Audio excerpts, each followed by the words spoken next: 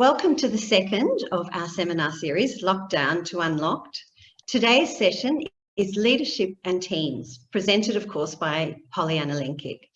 I hope you're comfortable in your space with a nice tea or coffee so we can focus on ourselves for an hour, especially during this very different environment most of us are working in. For those who weren't here last week and also who haven't met me, my name is Shauna McAvoy. I'm an Associate Director at Morgan Consulting. I have over 20 years experience working in and consulting to small to medium-sized business and professional services firms. My success stems from truly partnering with my candidates and clients to understand their business and attract and retain high-quality talent.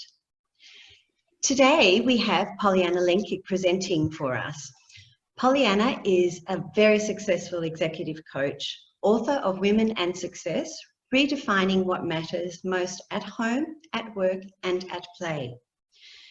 Pollyanna is a writer for Smart Company and Thrive Global, providing expertise on leadership, creating high-performing teams and constructive cultures. She's also on the leadership faculty of Homeward Bound Projects, which took her to Antarctica for a whole month in 2019. Where she worked with 80 incredible women with a background in science, technology and engineering from over 26 countries.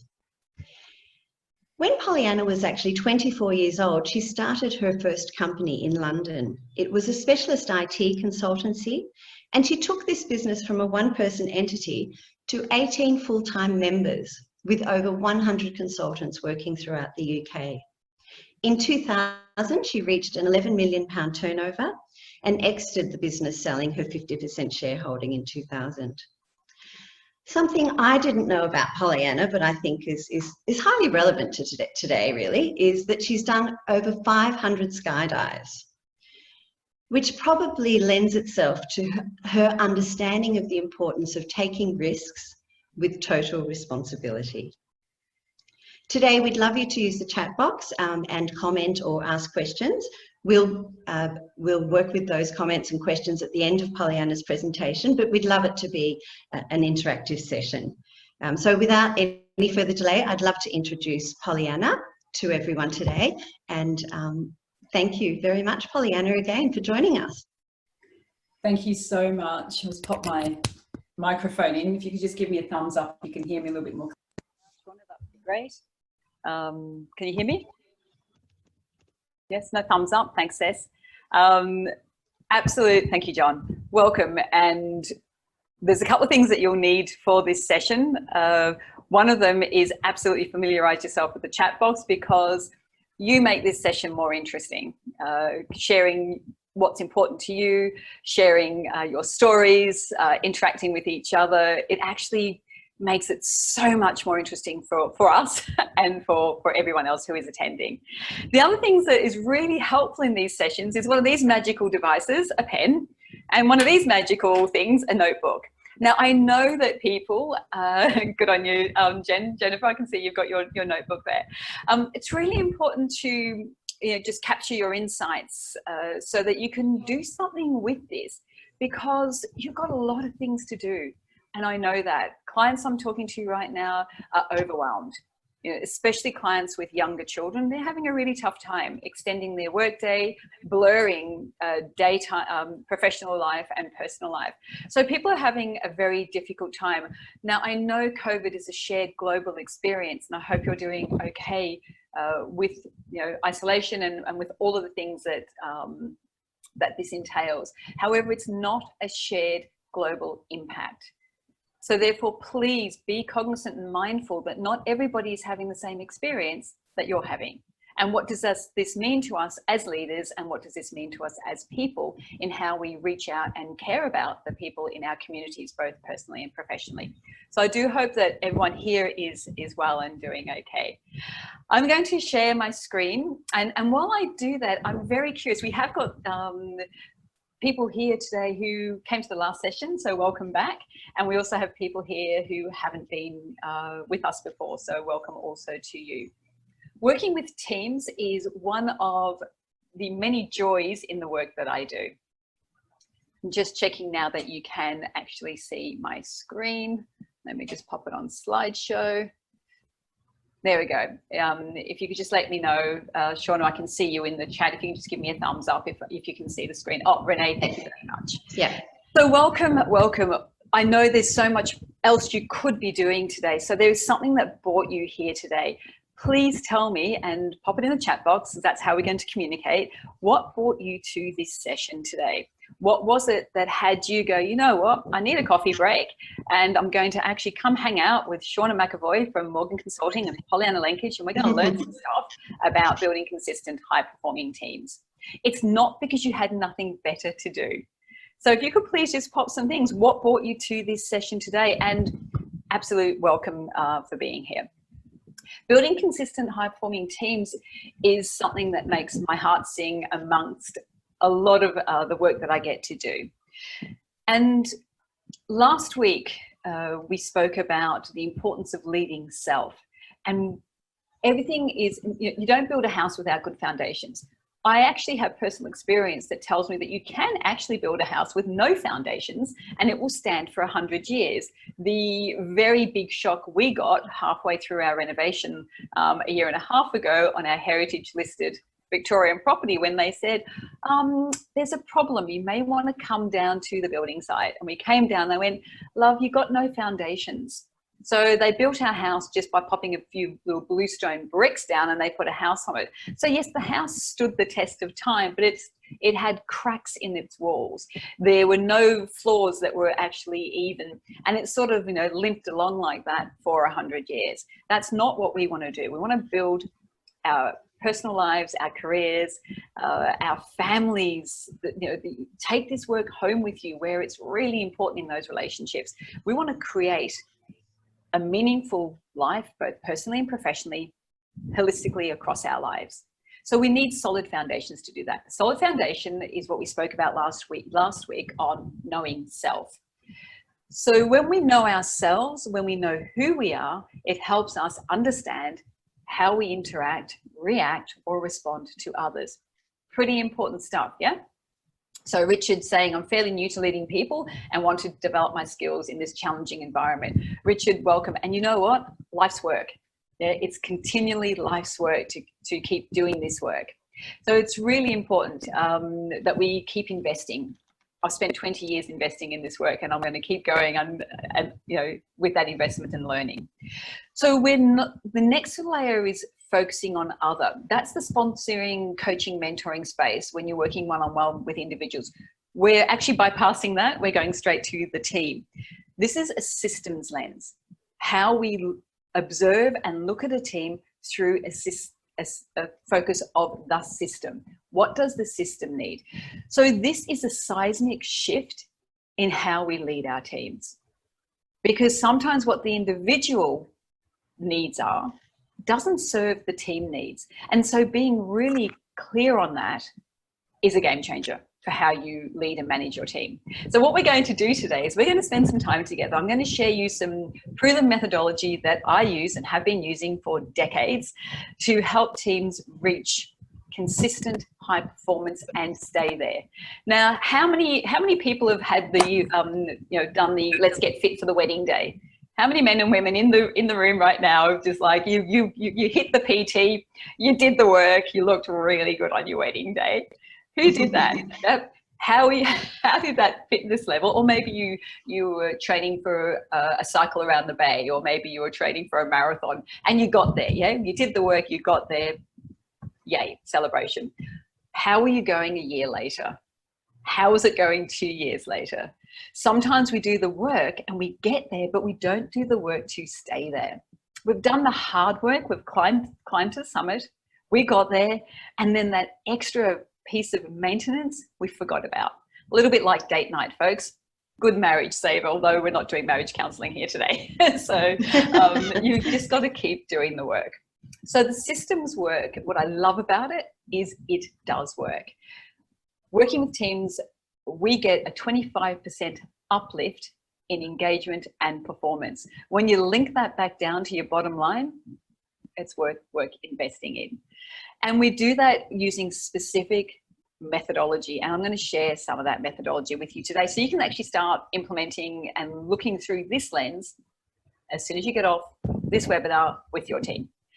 And that really excites me. So I don't know about anybody else, but I get pretty excited about that. Are you up for it? Yes. The chat box has gone quiet. I'm just going to assume that you're really up for this. So I've done an equation for you. When you think about your engagement, how do we engage as a team? How do we engage? There are certain processes, certain team strengths that help lift engagement. And we know this because we've done the research. We know this because globally people have done the research. Engagement alone, not enough. How we achieve stuff as a team. How productive are we? Productivity on its own, not enough for sustainable performance. We multiply that with investment. How much we are willing to invest of ourselves to keep this work happening. That's when you're back from your honeymoon, you're still looking good, you're still fit, and you keep doing the work to maintain health and well-being consistently over the decades of your lifetime. Worth investing in. I got my words tangled up there. So when we do that from a team lens, we want less individual focus. So do you remember last week, for those on the session, we said it's all about individual focus. It's all about what do I want for me. Very, very important. Because if you don't know what you want for yourself, it's really hard to connect with how you can support others and understand what they want. But I'm asking you to hop out of individual focus. We all know the House of Cards characters. Anyone watched that show? I was hooked for a long time. We're staying in individual focus always. Well, that's narcissism, not dictatorship. It's a culture killer. So we want less individual focus when we're thinking about our team. And what we want to do is that is how we create consistent, high-performing teams. What do you think? Give me some chat box commentary so I know that you're still awake and that you're with me and that this is relevant for you. So how do we do that? Well, we invest in developing skill sets, there's 14 proven team strength indicators across productivity, how we get stuff done together as a team, and across positivity, how we engage with ourselves when we do the stuff that we're doing, the work that we're doing. That intersection in the middle, that's where the magic happens. That is where we develop consistent high performance. Now, I had the absolute great fortune and privilege to work with an amazing gentleman called Phil Sanderhall. Phil Sanderhall was the co-founder of Team Coaching International, and I trained with Phil over decades. I first met Phil in 2000, and I used the methodology and the process that Team Coaching International designed based on global research with incredible experts across organizational psychology, psychologists. There's a whole range of leadership specialists that have designed a platform because, as Drucker said, and everyone knows the Peter Drucker quote, you can't manage what you can't measure. Absolutely, we need a baseline and we need a measurement. How do we measure? Well, we measure across 14 key indicators. I would like to acknowledge Phil's unique contribution to the world. Sadly, he died 2 weeks ago, and he has left an incredible legacy in this work. So I was very privileged. He was in the US, so I'm very, very privileged to have done this work with him over 20 years. So what we want to do, so thank you, Phil, for this work that you've brought into the world. What we want to do is we want to think about how do we do things together and how do we show up with each other while we're doing it. And when these two things cross over, that's the place that creates peak performance. Diet alone doesn't get you optimally fit for that race. Yeah, training alone without the diet puts you at a disadvantage. Make sense? Yeah, thank you, Sergi, for saying it's relevant. I really appreciate that. I just want to make sure. So here's some more. I talk about the seismic shift that creates a massive difference to how we lead and engage our teams. One of them is to actually shift your thinking and to the point of thinking about the team as a living, breathing system. its own ecosystem. And so if you think about an ecosystem, what's in that ecosystem? There are organisms, human beings in a team context. Then there's the more static pieces, which is the jobs, the roles, the functions. So how do we merge that from a systemic lens? That, when I first heard this, it just made so much sense. And this shift in lens, like, a camera has multiple filters and lenses. When you put the team lens on and you ask yourself, what does the team need right now? Okay, what do I need as an individual? Important. What do other individuals in the team need? Absolutely important. What does the team need? That's where we work from. Because sometimes an individual need doesn't match the requirements of the team. And we need to clean that up when that happens, or have a conversation around it. Very, very important. Make sense? I'm hoping it does. Makes sense to me. A lot of metaphors and people talk about, being on the balcony looking down on the dance floor. So anyone who's done any adaptive leadership work or training knows that we need to adapt from being, moving around on the dance floor, up on the balcony looking over the view. Now, the problem is when we stay on one or another. So with team systems work, what we do is we look on the dance floor. That's working in the team. So when you're on the dance floor, you're working in the team. When you're on the balcony, you're strategic. You're looking down and going, I'm observing the system in play. I'm looking at the moves. I'm observing the interactions, the dynamics.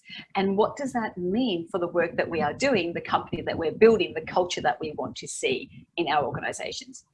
Stay on the balcony too long, it's a little Victorian. Think about assembly lines where we're watching people go by. That's not how we're operating in the 21st century. People do not want to be told what to do. They want autonomy. They want to be empowered. A much richer ground for creativity, innovation, increased business results, and happiness. For decades, organizations focused only on top talent, therefore having a small pool of people and missing the incredible talent that was on the dance floor doing the work. So a shift again in focus so that we can now look at all of our team members as talent. And what does that mean for our organization? Now, how do you get off the balcony onto the dance floor without breaking a leg? Really important. You need a staircase. It's a no-brainer, but you need a staircase to actually be able to move up and down. Travelator, if you like a travelator, that's good too. So what are those steps? Well, it's process. It's process. Baseline, you measure, you have a direction that you need to go in, and you do the work as you have the steps going from the balcony to the dance floor. Really important. Shauna agree. When people are part of the decision, they take responsibility. Or Fabian said that, I think. So yes, incredibly important. I want you to think about all those so-called soft skills that people talk about. That's the positivity strengths of a team. Nothing soft about soft skills. If you have ever had a conversation from your adult ego self, allowed yourself to be vulnerable, risked a relationship to be in integrity, tell me that is a soft skill and I will fight you on it because it is not a soft skill. It takes courage. It takes process. It is a skill that you can learn and you just have to bring the courage with you. It does not require confidence. It requires courage, process, do the training, and then show up and have the conversation. Really, it's a game changer. I want you to think now about your best team experience. Think about a time in your life when you had the best time ever. It's a time, and you know this team. I'd like you to just pop the name of the team in the chat box. Maybe it was a sporting team. It was a team that you were part of when you were younger. Maybe it's the team you're in now. How awesome would that be? And that is the truth for a lot of people I speak to. And maybe it was a team that you worked with for a not-for-profit, something else. Write down the name of that team. So excuse me, I'm just adjusting something there. Name the team. Indoor soccer team. Yay, Fabian. Who's your Premier League team? My family team. Awesome, Louise. Thank you. School council, John. Thank you very much.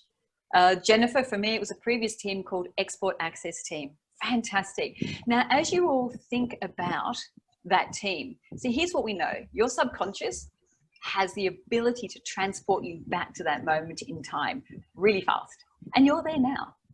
And you're remembering what it was like. The BBC Outside Broadcast team from Austin, the triathlon team, Sergi. Yeah, so think about what had it be the best team ever. Just in the chat box, put down what made it the best team ever. Sergi, I'm guessing you won some triathlons. You know, I'm guessing that you probably had incredible trainers that helped you. Anthony, the Wheelers Hill team. What made the Wheelers Hill team so magnificent that you would just show up consistently for that team, where every part of you was present and you were there? What made that team so wonderful? I'm leading the witness, Your Honours, because I know what made some of that team based on the research that we've done. There are 7 key productivity strengths that make a team productive. One is team leadership. Team leadership, how the team allows leadership in the team. Now, when I'm working with a team, whenever, especially if a team's having troubles, if there's a lot of dysfunction in the team, when leadership comes up, they all look at their team leader and they go, yep, because there's the problem over there. Yeah, no, in the team system, team leadership is leadership across the team. How does this team allow leadership in the team? Really important distinction. How do you show up as a leader? When you have a team of experts with different diverse skills, you have a self-responsibility to show up as a leader. And we also have a responsibility collectively as a system to make that system psychologically safe for people to be able to show up. Think about bullying cultures that you've worked in, where it just wasn't safe to have an opinion. Yeah, so there's a dual responsibility when it comes to leadership. Show up for the leader that you are, and also organizationally make it safe to do so. The other strengths and key indicators are alignment. How aligned is this team? Do we have alignment together? Have we had that conversation? I've had the absolute privilege and pleasure of working with teams for decades at different levels of seniority. And alignment is one where it seems so obvious, doesn't it? But I can't tell you how many people skip the conversation around alignment. It's a little bit like values, you know, beautiful posters that show the values that we hold. Awesome. We forget the behaviors that make those values true. Yeah, so half the equation's done, the other half has been missed, which derails. Goals and strategies. Are we absolutely clear on our goals and strategies? Decision making, another one that really a lot of teams struggle with. How do we make decisions collectively? You know, most teams get stuck in the cycle of socializing an idea. We get ground down in, you know, let's just go by consensus. No, sometimes we've got to make a decision. Who's the right person to make a decision in your team? Decision making is probably the biggest block in productivity strengths for teams that I work with. Not so much afterwards, they're rocking decision making. Proactive. How proactive is your team across all of these factors and in the work that you're doing? Accountability. When a team is struggling and in dysfunction, accountability is really low because it may not feel safe to be accountable, or maybe people are just not used to being accountable, or accountability is not held for behaviors and work done. So that's another piece that blocks the arteries of a good team system. Resource management. It's not about acquiring more resources, it's consciously utilizing the resources that you have in a more effective way. 7 key positivity strengths. Trust. I trust you when you do what I say, when you do what you say you're going to do. If anyone's ever seen the work of Brené Brown, she's got an incredible process called braving, where she really unpacks trust. She's a social scientist, I'm sure many of you are aware of. So how does the team work with trust? What does it mean to the team? How do you do that collectively? Respect. What does respect look like for this team? How do the team communicate? Both constructive and non-constructive conversations. Where's the non-constructive stuff derating this team or just ignoring? Constructive interaction is so important for a team. How do I have those conversations that make me feel uncomfortable, that I would rather avoid? If we're avoiding those in a team system, we are killing the system slowly. We're just turning the oxygen down bit by bit until people can't breathe. And then we erupt, a bit like a volcano. Not so helpful. Camaraderie is really important. How do we interact with each other? Do we actually want to work with each other? And when you think back to your best team experiences, you wanted to work with the people. You might not have been best buds with everybody in the team, but you had a really great professional flow in the way you operated. Values diversity in all its forms. When you look around your leadership table, do you all look the same? That's a team that is not valuing diversity in action. Also think about diversity in thinking styles as well. If any of you are across Bernice McCarthy's format system, if not, Google it immediately. It's an incredible resource. Optimism. I love optimism because sometimes when we think about positivity, especially when we're having a difficult time, it can feel really hard to engage in positivity all the time. So optimism is something that we can always hold on to. 4 team guiding principles that I think would be really helpful for you all today to take away is number 1, teams exist to produce results. That is the only reason you are together as a team. You're there to do something. Agreed? Oh, chat box has gone quiet. Number 2, the team is a living, breathing system. If you could start to shift your focus to the team as a system and entity in its own right and ask yourself what the team needs, that's going to give you a whole different set of data and information that you can start to work with. Team members want to be on a high-performing team and they want to contribute. Nobody, Shauna, I don't know, have you ever had a candidate ring you up and go, hey, Shauna, I want you to find me the biggest bunch of deadbeats, the biggest bunch of losers who are really, really bad at their jobs. That's They're right. absolute, they're probably quite, it's probably quite a somber environment. Could I go work with them, please? Find me a company that specializes in that. Shauna, has that ever happened? Never ever happened, No. Pollyanna. I can't hear you on mute, but Emma. sorry, I've got my microphone in, so I can't hear you. No, Apologies. never So happened. Yeah. Not ever happened. Yeah, exactly. Okay. So if you want that sort of job, you're not going to Shauna, yeah? The team has within it the means to excel. Please think about that for a moment. The team has within it the means to excel. Look at the talent that you have and draw it out. Really important. So let me tell you about a couple of different types of teams. There's the joy team. So if you imagine like a matrix model, the joy team are over here.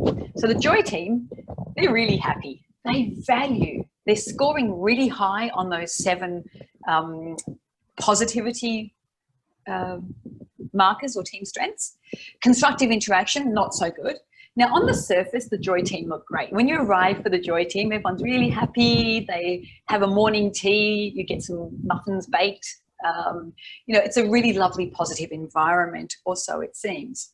The problem is when you're just focusing on positivity, when you only value relationship in a team, you start to operate from a fear-based environment. Susan Scott Jeffers, an author in the 80s and 90s, spoke about fear, false expectations affecting reality.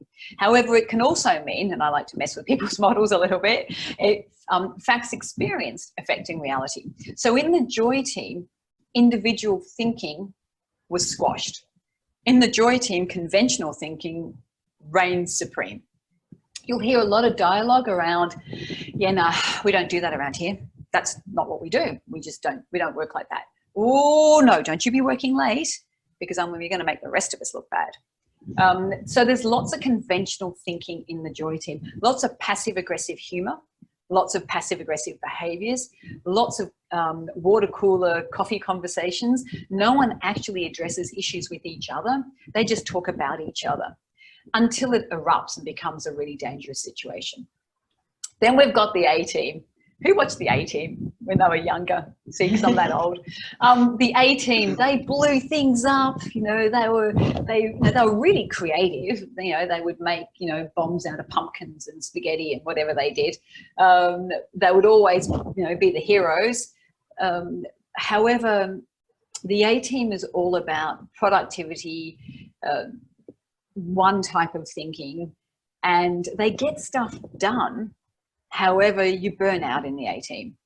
The A-team, what's valued in the A-team is results, numbers. Drive it, drive those results, get me those numbers. We probably don't know each other's, we might know each other's first names and surnames in the A-team, but we actually don't know anything about each other.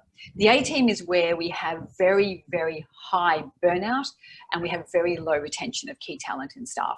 No one wants to stay in the A-team, but they will stay until they get their bonuses, make their numbers and get out of Dodge, because it's not healthy to stay in the A-team. And so it's got a very short shelf life. So the A-team on the surface again can look quite attractive. 3 weeks in, less so. It's usually not a very psychologically safe environment for people to operate in either. I'm sure people have been in similar A-teams. Just sort of think about that, you know, stock market, trading floors of the 80s and 90s, not a constructive place to be. The dismal team. This is the team where you just go, and I really don't want to be in here. Why am I going to work? There's a heaviness in this team, a lot of really toxic behaviors in this team, and everyone's just robotic here. Nobody wants to be in this team. So what is happening with these teams? Well, the apocalypse of the four horsemen is what is happening. The apocalypse of the four horsemen was devised by John Gottman. Now, John Gottman was is a psychologist, and in the late 60s, early 70s, he started studying marital stability. He could actually, I think it was 565. Let's just go with that for a moment. He studied couples over a 20-year period, and with a 95% accuracy and above, he could determine after 15 minutes of observing this couple whether or not they were going to divorce, regardless of whether they just met and were still in that honeymoon phase, or whether they were in a relationship 10 years on. Who is having the Gottmans over for dinner? Probably nobody. However, his research was absolutely pivotal, because he discovered that when 4 things were present in a relationship, it damaged the relationship. One of those is blame. When blame is present in any system, it derails the system. So I ask you, what does blame sound like in your system? What does it sound like when you're blaming? What's the internal dialogue? The voices in your own head when you're blaming a situation? What does it sound like in the corridor when you're talking about a project or a person? Blame will derail your system. That's one of the 4 apocalypse of the horsemen behaviors. The other one is stonewalling. Stonewalling is a phrase that's often used in the US, and it basically just means withholding. I withhold from you. You know, it's when you know a couple and you go, I can't believe they divorced. You know, they never argued. Yeah, they never argued. They withheld of themselves. And in a team, stonewalling is when I have information that you need, but I hold it back from you because it gives power. Yeah, it's the misuse of power in a system. So when you think about your system, and you know what, unless I've got the Dalai Lama on the call, we all do this.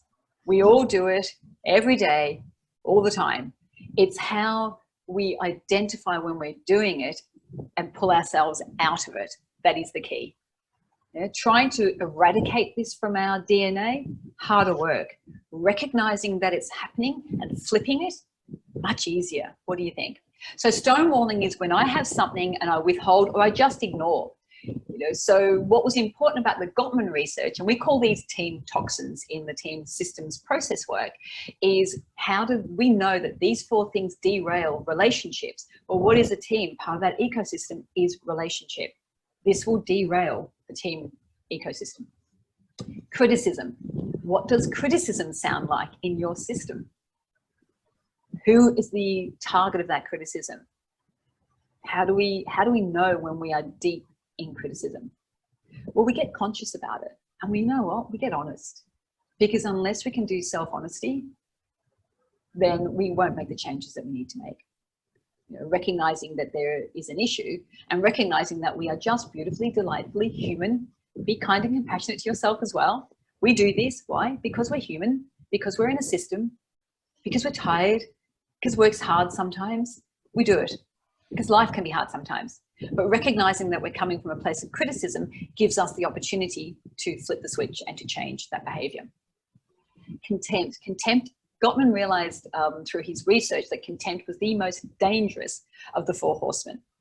So when contempt is, full-blown contempt is damaging, so much so that when they studied participants' immune systems, people who were on the receiving end of contempt, so think about the abusive relationships, they had lowered immune functions. So contempt, to be on the receiving end of contempt, makes people sick emotionally, physically, spiritually. It's a really dangerous one. When you have contempt in your system, full-blown contempt, that's a reorg. You know, you cannot recover from full-blown contempt in the system. The system needs to be shuffled and changed. And that will happen sometimes. There will be a team member at some point that is actively derailing the system and creating contempt in the system, or 2 team members, or maybe a culture itself, that you've become so used to contemptuous behaviors that it becomes normal. So taking time out, get on that balcony, or better still, get somebody in who doesn't know your team and say, observe our meetings. They will get your culture in 1 meeting. They will get, that's why new team members are so valuable. Create a space where new team members can tell you what they observe from the system. The biggest gift you can give a team when you walk into a new environment is to bring your leadership. Observe the system and consciously choose what you will induct into and what you will not. Yeah, really important. Does that make sense about that induction piece? We induct into systems. We arrive, we see the system, and then unless we get really conscious, we start to induct into those patterns of behaviors and the norms of that team. A lot of teams I work with will go, oh no, we don't do contempt. I'm going, have you ever eye rolled? Yeah, that's the seeds of contempt. So we do it, but it's the full-blown contempt that is really dangerous. So what do? Well, we flip it, yeah? Instead of blaming, we get curious. It's impossible to blame when you're curious. I'm sure there's nobody that really annoys you, but the next time you're having a conversation with someone that you get really hooked by, get deeply curious about what's going on for you in that conversation, and get deeply curious about that beautiful human being in front of you. In the concentric circles I showed you earlier on, this is the individual. I get so deeply curious about this individual in front of me that I now can direct my thinking towards more creative lines of inquiry. I will use open questions. What are those open questions? Good to have some in your back pocket. So get deeply, deeply curious. Curiosity negates judgment and blame. Awesome. And we can all be curious. Yeah, I know you've got an imagination. For stonewalling, collaborate. Consciously think about how you're going to collaborate. Have the conversation as a team. Where does collaboration really rock in your team right now? Where is collaboration needing a little bit more love and attention? Start to think about, how do you collaborate as a team? Have the conversations together. With regards to criticism, acknowledge. Acknowledgement is incredibly powerful. Now, a compliment is, I like your hair, good job on that presentation. An acknowledgement might be, I know that you really don't like speaking in public, and I know how nervous you are. It took incredible courage to stand up in front of the room today. Oh, and by the way, your content rocked. It was amazing. Yeah, so the acknowledgement is acknowledging who the person is being while they do what they're doing. For those on session 1, do you remember the small a, the big A? Small a is what we do. The big A is who we are being, how we show up while we're doing what we're doing. So practice acknowledgement.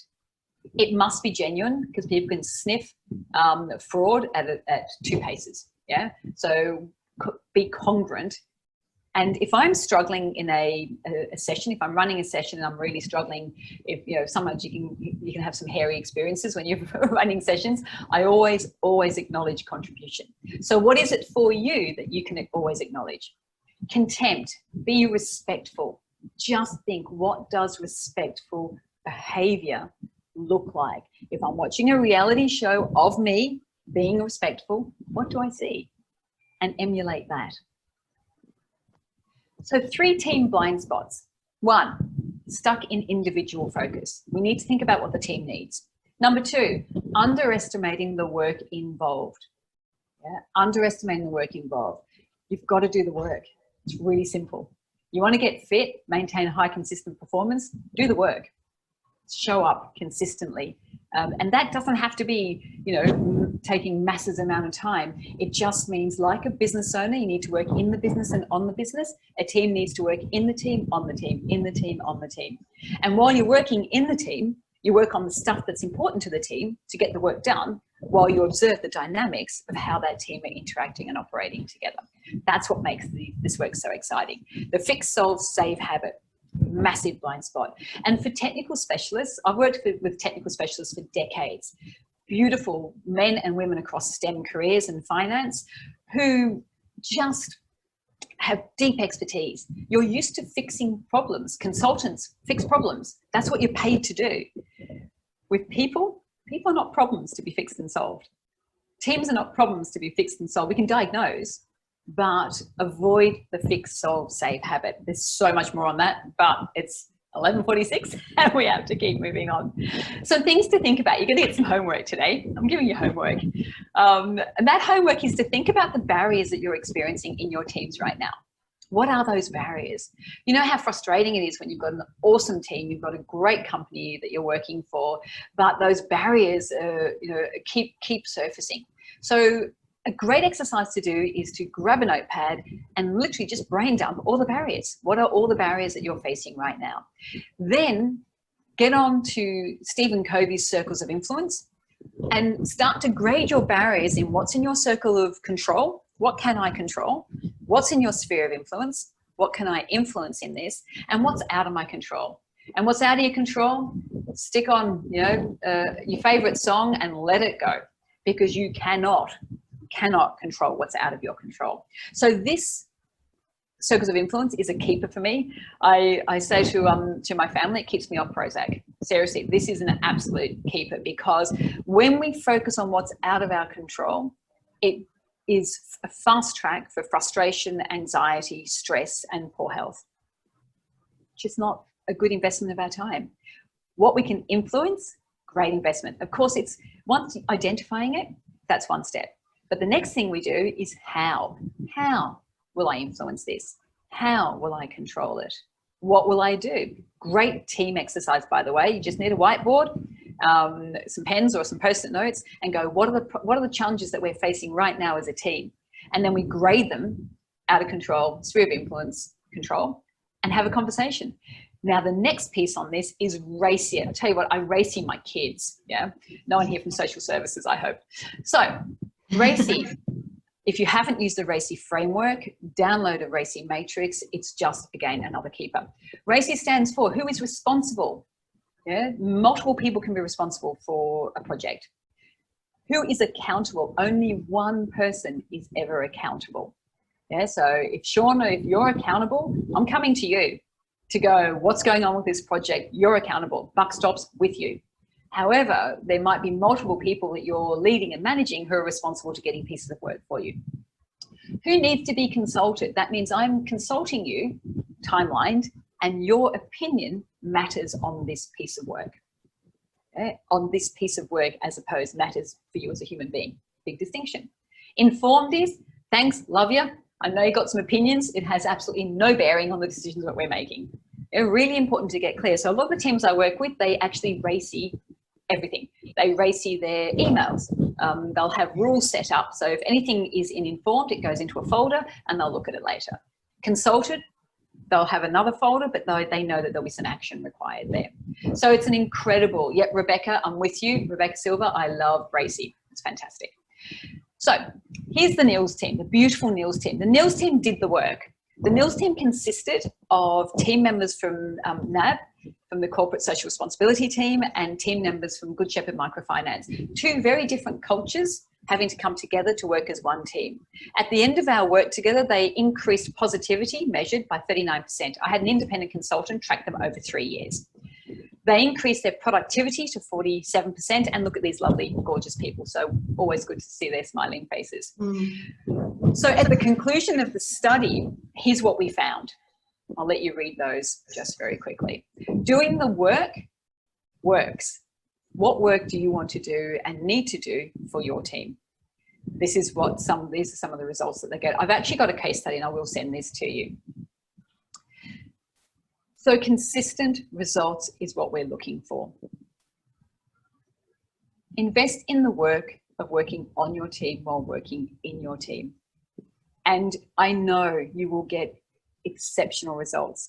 I know I've downloaded a lot of methodology, processes, content today.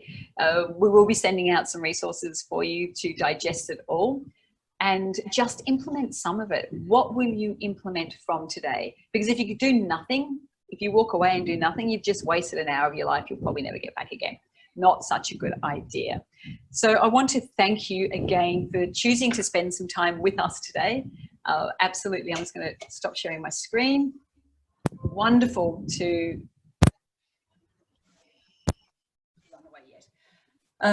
Thank you. I really... Thank you. That was valuable for you. Excellent. Can you hear me, Pollyanna? Okay, indeed. I've taken my... Great. Yeah, no, that was very, very, very interesting.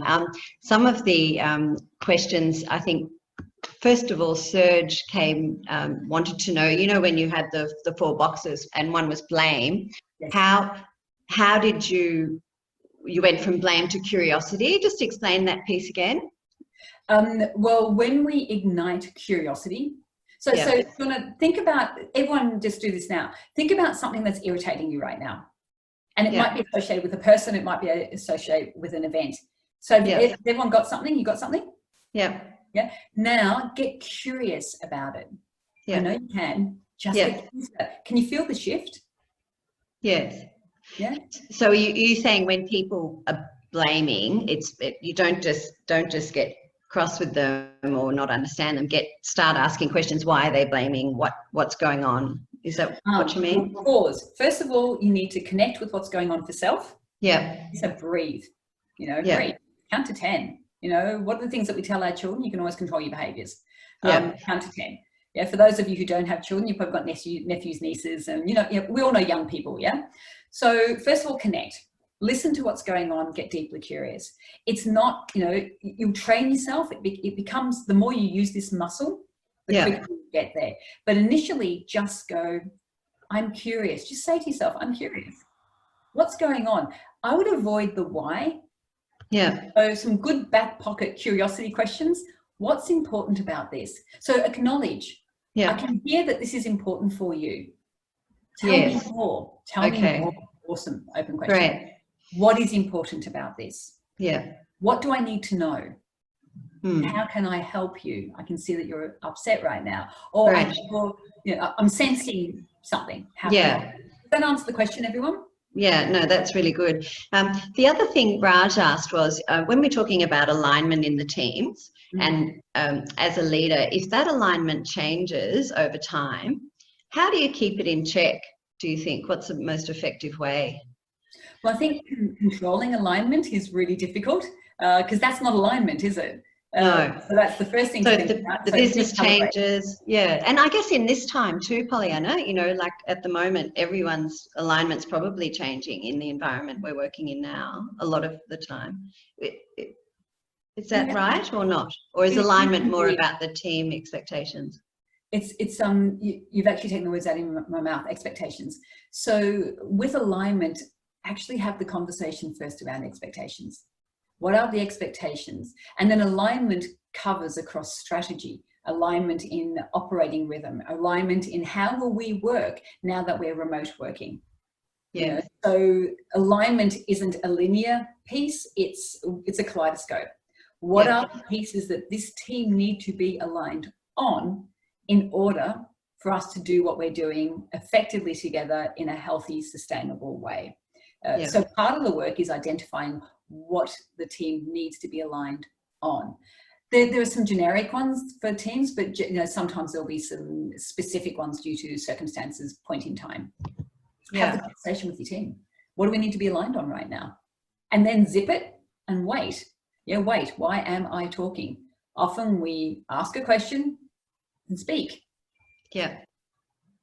So Pollyanna, also Fabian wondered, how do you go from being a team member to a team leader when you've got friendships in that team, and how do you change the environment, I guess, that you're working in? Or how do you handle that when you're very good friends and close to people, but you're the leader now? It's really hard. Again, sitting down with your team members. This is a really big question, Fabian. So I'm not going to do it justice right now in the time we've got. But initially, having a conversation with your team members about the changing roles and going back to that expectations piece, and having a conversation that there will be an adjustment period. There are many things that will change, including that you may not attend all the team gatherings that you used to attend. So there'll be loss in that role, as well as opportunity and, ways to move forward in your personal and professional life. It's a big question, Fabian. We might have to have a conversation another time about that. However, your role will change, the relationship will change. And having conversations about what that means with the team is a very important first start. That's right. And Douglas said, how do you manage the situation where the team is made up of external members who also have another leader, offsite? So, but they're part of the team for this project. And so managing that sort of environment as well. What would you say, Pollyanna? So I'm working with a cross-functional team at the moment. We got them together for the first time just pre-COVID, actually, and from 3 different continents. So we had team members from Asia, from team members from South America, Europe, and Australia. And they were cross-functional. It's a cross-functional team that are only together for a specific piece of work. They invest in creating high-performing team habits. They're doing the work. However, they're also taking that work to their own individual teams. So if the project is important enough to bring you all together, then take some time to design your relationship together as a team, understand the expectations of working together, and use the high-performing teams methodology to really ensure success for that team. It's the same, however, it takes consciousness to build that relationship. Yes. I think it's a big mistake for teams to believe that it's not worth the investment. The project is there. You're on the project because it's important. Yes. Yes. Very good. We've had some nice comments. Ariana said, thank you. She's got 2 pages of notes and lots to think about. Appreciates all of the resources. Raj said, thanks. That makes sense. Talking about alignment, etc. And Nicole actually said to Fabian, expectation setting, reciprocal, can be really helpful. And that's what you're talking about, that direct conversations and having a chat with people. But it's important balance. Yeah, it is. And Fabian, there's a really good book called Constructive Confrontations. It was part of the reading list I sent out after last week's call. Grab that. Really, there's a framework in there called CPR. What's the content? What's the pattern, and how does it impact the relationship? And I also add an extra R, how does it impact results? So grab that book, read it. Great resource to help you have those conversations. Fantastic. Thank you, Pollyanna. That was really enlightening. I really enjoyed it and brought back lots of memories managing teams that I've had, and those courageous conversations I think you have to have with teams. And sometimes it's not easy. So I think courage is really, really important, and having open and direct conversations. I've really enjoyed it. We could keep on going all morning, I think, talking about all the different things that all the different environments we've worked in, all of the great successes we've had too, and the fun that we've had working in teams. So we'll look forward to next week's session as well, Pollyanna. Thank you. Thank you so much, everybody. And remember, you already know what a high-performing team looks like, feels like, smells like, because you've been in one. Yeah, so just think back to those experiences, and now you've got a framework of 14 key team strengths. Develop those, continue to do the work, and watch your experiences change. I wish you well. Yes. Please let me know how you get on. I love hearing from people. Have a wonderful day. I can see my 13-year-old is waving at me from, I'm in the back of the garden at the moment in my home office. So I'm getting the come on mum, wind up, we got to go.